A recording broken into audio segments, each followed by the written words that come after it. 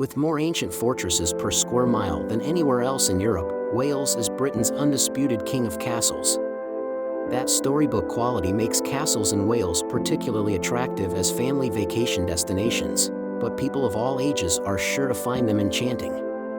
In this video, you'll see the top 10 most beautiful castles in Wales that make each destination a must-visit. Whether you're a history buff, a foodie, or an adventure seeker, there's something for everyone. So pack your bags, and let's set off on this Colombian adventure together. Starting with number 1. Caernarfon Castle. Located on the mouth of the River Seant in the town of Caernarfon, Caernarfon Castle is a beautiful example of the Edwardian style of castle. Designed by the era's premier architect James of St. George, construction of the castle began in 1283 with the building of a huge outer wall that encircled the entire settlement, much of which still stands today. At number 2. Harlech Castle. Built on the summit of a 60-meter, 200-foot, high hill overlooking Cardigan Bay and the Llewellyn Peninsula, Harlech Castle may be marked by centuries of battle and decay, but it's still one of the most popular castles in Wales. Built for Edward I in 1283, architect James of St. George took advantage of the site's sheer cliffs on the northern and western boundaries to strengthen the castle's fortifications. The castle was attacked almost as soon as it was completed and served as a fortress well into the 1600s.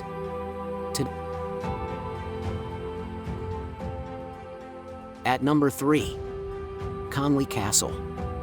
Located in the picturesque town on Conwy on the north coast of Wales, Conwy Castle was built by King Edward I between 1283 and 1289. The castle is considered one of the finest works by architect James of St. George.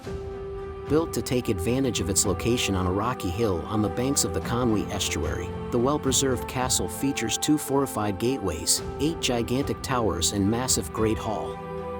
Knowledgeable guides offer 1-hour tours that take visitors from the castle's royal chambers and chapel up to the top of the battlements.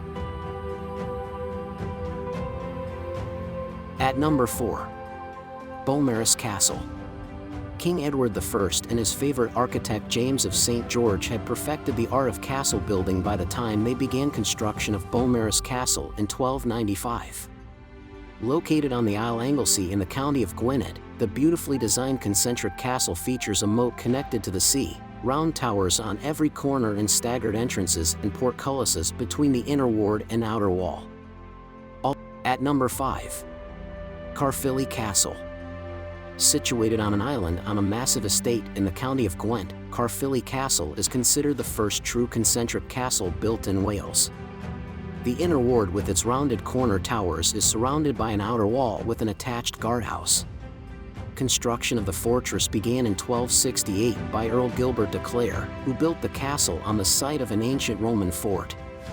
Although stone from the castle was later taken to build homes in the region, Caerphilly was restored by a coal baron during the Victorian era. At number 6. Pembroke Castle. Located in the county of Pembrokeshire in southeast Wales, Pembroke Castle is the largest privately owned castle in Wales. It's also one of the oldest and best preserved. Construction dates back to 1093 when the Earl of Shrewsbury took control of the town from the Welsh. Famed as the place where Henry VII was born, Pembroke began to fall into decay in the 17th century but was fully restored during the early 1900s.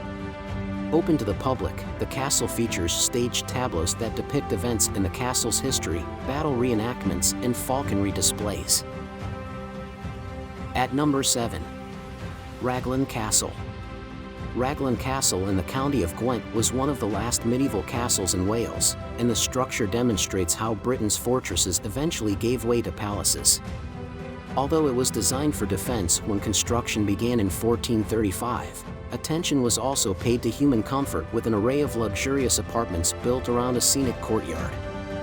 A climb to the top of the Great Tower offers views of the moat below and the surrounding countryside. At number 8. Cardiff Castle. Built on the banks of the Taff River, Cardiff Castle has a history that dates back to Britain's Roman occupation. Over the centuries, it has been transformed into a Norman keep, a medieval fortress, and a Gothic residence. In the 1800s, the 3rd Marquess of Bute turned the structure into a fairy tale-like castle in the Gothic Revival style. Today, the castle is operated by the city of Cardiff as a tourist attraction. At number 9. Caerphilly. Perched on a rocky limestone hill in the town of Llandilo in Carmarthenshire, Wales, Caerphilly Castle is prized for the views it offers as much as for its ancient history. The 12th century Welsh structure was built by Rhys of Deheubarth and was rebuilt in the 13th century by John Giffard on behalf of Edward I. Although much of the castle was destroyed during the Wars of Roses, the ruins are well worth a visit. At number 10. Cardiff Castle.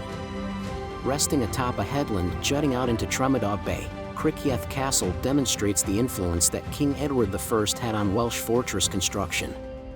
Built by Llywelyn the Great in the late 13th century, the design included many features of Edwardian castles, including an outer wall, outward-facing arrow slits and murder holes in passageways.